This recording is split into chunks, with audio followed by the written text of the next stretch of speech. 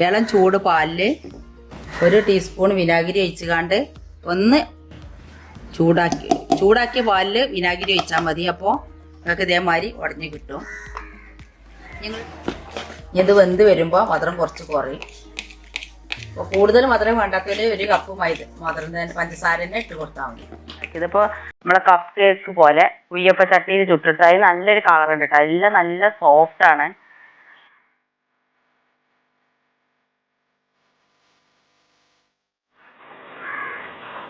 അപ്പം ഞാൻ ഒരു കേക്ക് ഉണ്ടാക്കാനാണ് പോണത്. അതിലേക്ക് ചെറിയൊരു ബീട്രൂട്ട് എടുത്തിട്ടുണ്ട്. അത് ഞാനെന്ത് കഷ്ണങ്ങളാക്കി എടുത്തതാണ്. ഇതൊന്ന് കട്ട് ചെയ്ത് ഒന്ന് മിക്സിയിൽ ഒന്ന് അരച്ചെടുക്കണം. വെള്ളം ചേർക്കാതെ ഒന്ന് അരച്ചെടുക്കാം. കഴുകി ഉണക്കിച്ചാട്ടാ മിക്സി. പിന്നെ അതിലേക്ക് സൺഫ്ലവർ ഓയിലും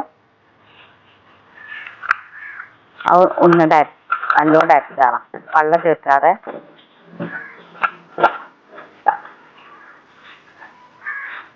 മൈദ എടുക്കണം.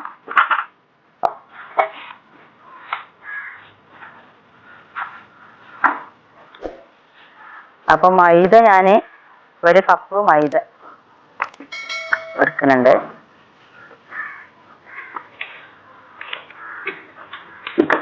അതിലേക്ക് 1 ടീസ്പൂൺ ബേക്കിംഗ് പൗഡർ എടുക്കുന്നുണ്ട്. ഇത് നന്നായിട്ടൊന്ന് അരച്ചെടുക്കാം.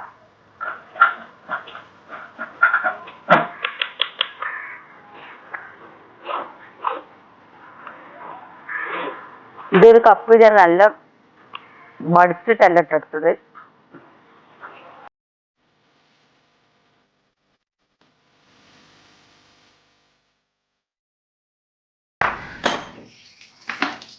അപ്പം ഞാൻ അതിലേക്ക് 1/4 കപ്പ് 1 കപ്പ് പഞ്ചസാര ഇട്ട് കൊടുക്കുന്നുണ്ട്. പഞ്ചസാരക്ക് നിങ്ങൾക്ക് അളവിനനുസരിച്ചിട്ട് കൊടുക്കുക. അത് പച്ച ബീട്രൂട്ട് ആയതുകൊണ്ട് തന്നെ 1/4 കപ്പ് പഞ്ചസാര ഇട്ട് കൊടുക്കണത്. അയിക്കൂടെ അരച്ചു കൊടുക്കുക അല്ലേ. ഉണ്ട് 1 പിഞ്ച് ഉപ്പൊക്കെ കൂടുതലാവണ്ട കേട്ടോ. അല്ല,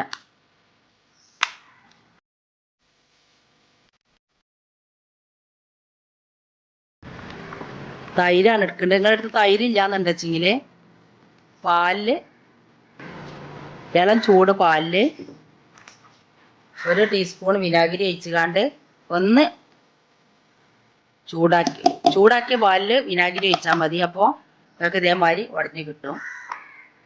നിങ്ങളടുത്ത് പുളിപ്പുള്ള തൈരാണുള്ളത് എന്നുണ്ടെങ്കിൽ പാലും തൈരും കൂടി മിക്സ് ചെയ്ത് കൊടുത്താൽ മതി. അപ്പോൾ 1 കപ്പ് സൺഫ്ലവർ ഓയിലും കൂടി അടിച്ചിട്ട് ഇത് നന്നായിട്ട് നരച്ചെടുക്കട്ടെ. അതിന് ശേഷം വെള്ളം കുറവുണ്ടെന്നുണ്ടെങ്കിൽ പിന്നെ സൺഫ്ലവർ ഓയിൽ ഒഴിച്ച് കൊടുക്കാം.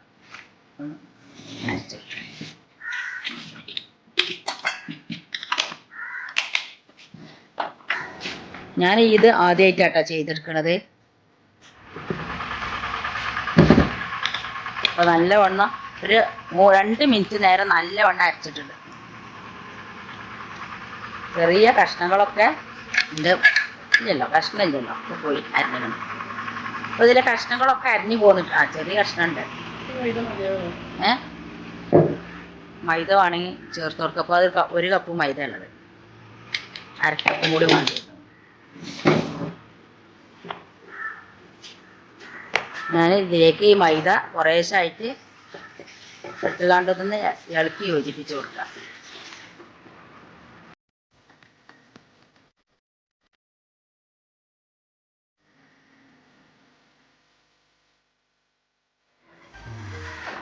ഇപ്പം ഞാൻ 2 പാത്രമാണ് എടുത്തിട്ടുള്ളത്. പിന്നെ ഞാൻ അതിലേക്ക് 1/2 കപ്പും കൂടി മൈദ ചേർത്തിട്ടാണ്. പക്ഷെ കേക്കിൻ്റെ മാവിൻ്റെ അളവ് അറിയാലോ, ഇങ്ങനത്തെ ഇതേപോലെ വരണം. അപ്പോൾ അതിലേക്ക് ഞാൻ 1/2 കപ്പ് മൈദ കൂടി ചേർത്ത്. അപ്പോൾ 1/2 കപ്പ് മൈദ ഇപ്പോൾ ചേർത്തിട്ടുണ്ട്. ഞാൻ കൈ കൊണ്ട് ഉടക്കുകയാണ് ചെയ്തത്, ഇതുകൊണ്ട് എനിക്ക് ഉടഞ്ഞ് കിട്ടിയില്ല. മൈദയും കൂടി ചേർത്ത് നല്ലവണ്ണം മിക്സ് ചെയ്യുക. പിന്നെ ചിലർക്ക് കൂടുതൽ മധുരം വേണമെങ്കിൽ നിങ്ങൾക്ക് ഇട്ട് കൊടുക്കാം. ഇത് അത്യാവശ്യം ഒരു മധുരമുണ്ട്, കുറച്ചൊന്നും മധുരം കേട്ടോ.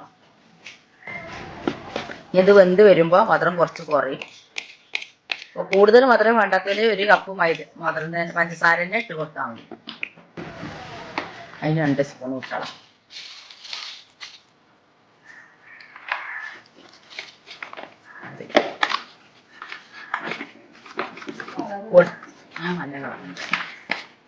പൊടിച്ച പഞ്ചസാരയാണ് സെറ്റ് ഇതിലേക്ക് ഇടേണ്ടത്. അപ്പോൾ ഇപ്പോൾ മിക്സി നനഞ്ഞിട്ടുണ്ട്. അപ്പോൾ അതുകൊണ്ടാണ് ഞാൻ ഇത് നേരെ ഇങ്ങനെ ഇട്ട് കൊടുത്തത്. അപ്പോൾ ഞാൻ ഉണ്ടാക്കിയെടുക്കാൻ പോണത് ഇങ്ങനത്തെ ഒരു പാനിൽ അടിയിൽ ഒരു പാത്രം വെച്ചിട്ടും ഇത് ഒരു ചീനച്ചട്ടിയിൽ ആണ് ചെയ്തെടുക്കാൻ പോണത്. അപ്പോൾ എങ്ങനെയാന്ന് ഞാൻ കാണിച്ചു തരാം.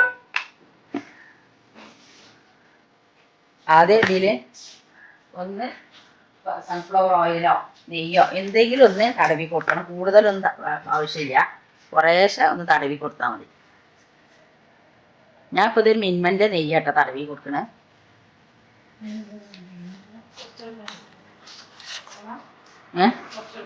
നല്ല ചൂടായിക്കോട്ടെ. കൂടുതൽ ഉണ്ടായിട്ടുണ്ടെങ്കിൽ നമ്മളെ കേക്ക് ചുരുങ്ങി പോവും. അപ്പോൾ കുറേശ്ശെ ചെയ്ത് കൊടുത്താൽ മതി. ഇനി ഇതിലേക്ക് ഞാൻ കുറച്ച് മൈദപ്പൊടി ഇട്ട് കൊടുക്കുന്നുണ്ട്. ഇതിമേലൊന്ന് കവർ ചെയ്ത് കൊടുക്കാനാണ്, ഔട്ടി പിടിക്കാതെക്കാണ്. ഈ ബാക്കി ഇതിലേക്ക് കൂട്ടി കൊടുക്കാം.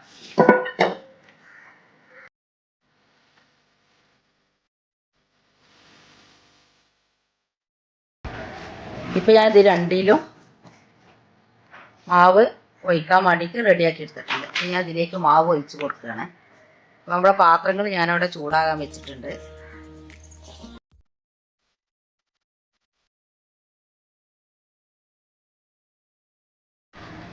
ചെറിയ ചെറിയ ബീട്രൂട്ടിൻ്റെ കഷ്ണങ്ങൾ അതിലുണ്ട്. അത് വെച്ചിട്ടൊന്നും ഒരു കുഴപ്പമില്ല.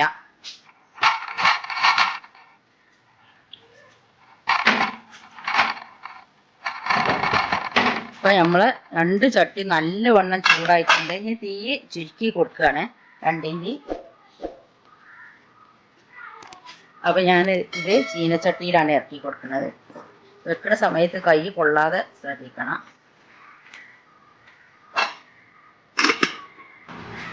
ഇത് ഈ നോൺ സ്റ്റിക്കിൻ്റെ പാത്രത്തിൽ വെച്ച് കൊടുക്കുക. 2 നല്ലവണ്ണം തീ ചുരുക്കി കൊടുക്കുക.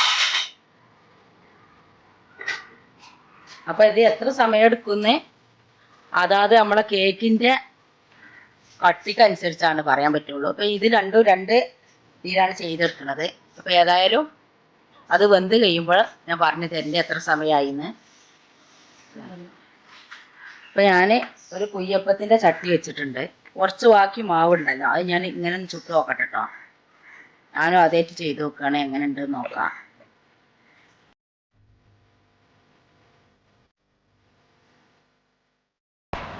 ഗ്യാസ് കത്താതെ മണക്കുന്നുണ്ടല്ലോ, അത് ആ ചട്ടിക്കാരം. ആ കേക്കുന്ന കോളായിട്ടുണ്ടാവും. ഞാൻ ഈ കുയ്യപ്പ ചട്ടിയിലൊന്ന് ഒഴിച്ച് കൊടുത്തിട്ടുണ്ട്. ഇതൊന്ന് മൂടി വെച്ച് ഒന്ന് ചുട്ടെടുക്കാം.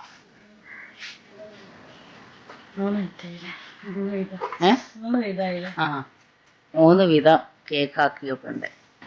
ഞാൻ പച്ചയിൽ അരച്ചിട്ട് ആദ്യമായിട്ടാണ് ചെയ്ത് നോക്കുന്നത്. ഇത് വേവിച്ചുകാണ്ട് ഒരു പ്രാവശ്യം ചെയ്തിട്ടുണ്ടായിരുന്നു. ഒരു പ്രാവശ്യം ഇതിൻ്റെ അത് കത്തുന്നില്ല, ചെറിയ അടുപ്പ്.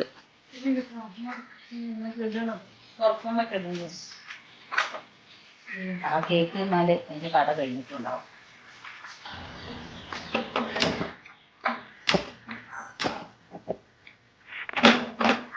അപ്പം നമ്മളെ 3 പാത്രത്തിലാണ് ഞാൻ കേക്ക് ഉണ്ടാക്കിയത്. ഇപ്പോൾ നമ്മളെ കപ്പ് കേക്ക് പോലെ കുയ്യപ്പ ചട്ടിയിൽ ചുട്ടെടുത്ത് അതിന് നല്ലൊരു കളറുണ്ട് കേട്ടോ. എല്ലാം നല്ല സോഫ്റ്റാണ്. അപ്പോൾ നല്ല വെറൈറ്റി ആയിട്ടുണ്ട്. അതേപോലെ ഈ കേക്കും കണ്ടോ നല്ല വെറൈറ്റി ആയിട്ടുണ്ട് കേട്ടോ.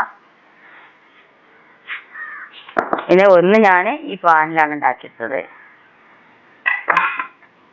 ഇത് പൊന്താതെ വെക്കാനൊക്കെ കാരണം പിന്നെ നമ്മൾ തീ ഓഫായി പോയത് അറിഞ്ഞിട്ടില്ലായിരുന്നു. അത് ആ ഗ്യാസ് ബർണറിന് എന്തോ ഒരു കുഴപ്പമുണ്ട്. ഇതുവരെ കുഴപ്പം നമ്മൾ കണ്ടിട്ടില്ല. അപ്പോൾ അതുകൊണ്ട് അതിൻ്റെ വ്യത്യാസമാണ് ഇപ്പോൾ ഇത്. അല്ലാത്തൊക്കെ നല്ല ഇതിൽ വന്നിട്ട് നമ്മൾ മൈദ ഇട്ടതുകൊണ്ട് തന്നെ അടി പിടിച്ചിട്ടൊന്നുമില്ല. ആ മൈദയാണിത്. നമ്മളിതിൽ ചേർത്ത് കൊടുത്തല്ലോ, നെയ്യിൻ്റെ ഇത് അംശം ചേർത്ത് കൊടുത്താൽ മൈദയാണ് കേട്ടോ. ഇതും നമുക്ക് കഴിക്കാൻ പറ്റും, നല്ല ടേസ്റ്റാണ്. പക്ഷേ ഇതിമത്തെ ഇതുണ്ടല്ലോ, ഇതിമേൽ നമ്മൾ ചേർത്ത് കൊടുത്ത മൈദൻ്റെ അത് നമ്മൾ തീ കത്താത്തത് കാരണം അതിമേൽ പിടിച്ചതാണ്, അതാണത് അങ്ങനെ. നമ്മളെ കുയ്യപ്പ ചട്ടിയിൽ ഉണ്ടാക്കിയതാണ്ടോ, നല്ല സോഫ്റ്റ് ആയിട്ടുണ്ട്. പിന്നെ മറ്റിലേറെ കുറച്ചുകൂടി ഒരു കളറും കിട്ടുന്നുണ്ടത്. അപ്പോൾ കപ്പ് കേക്ക് ഇതേപോലെ നമുക്ക് ഇതിലും കപ്പ് കേക്ക് ഉണ്ടാക്കി കൊടുക്കാം.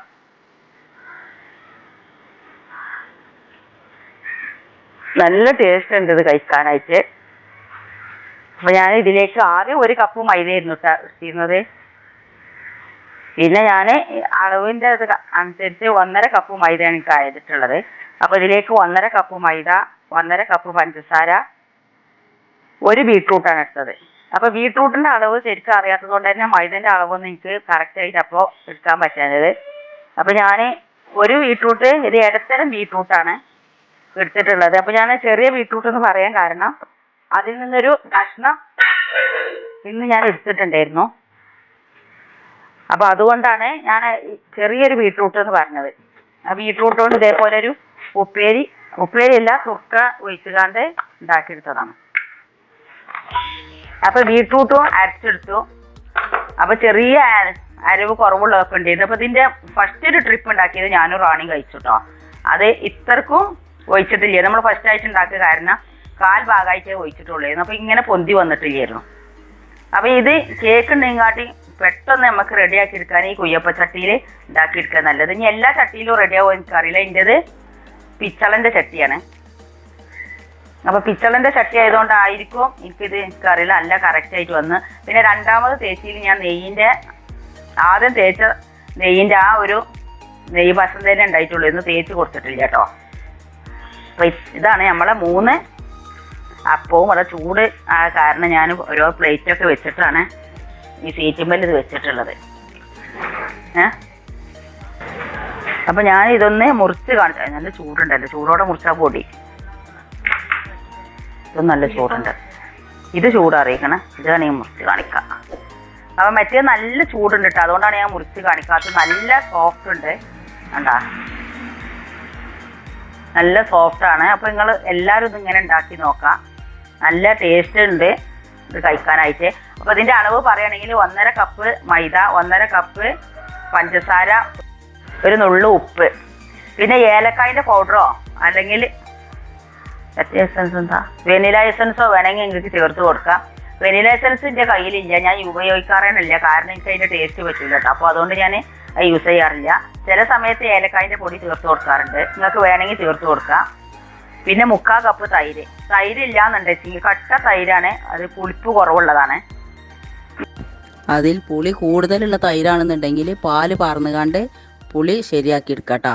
എൻ്റെ ചാനൽ ആദ്യമായിട്ട് കാണുന്നവരാണെങ്കിൽ സബ്സ്ക്രൈബ് ചെയ്യുക, അതിൻ്റെ കൂടെ കാണുന്ന കുഞ്ഞു ബെല്ലിലേക്കൻ ക്ലിക്ക് ചെയ്യുക. എന്നാൽ ഞാൻ ഇടുന്ന വീഡിയോകൾ അപ്പോൾ നിങ്ങൾക്ക് ലഭിക്കുന്നതാണ്. ലൈക്ക് ചെയ്യാനും മറക്കരുത്.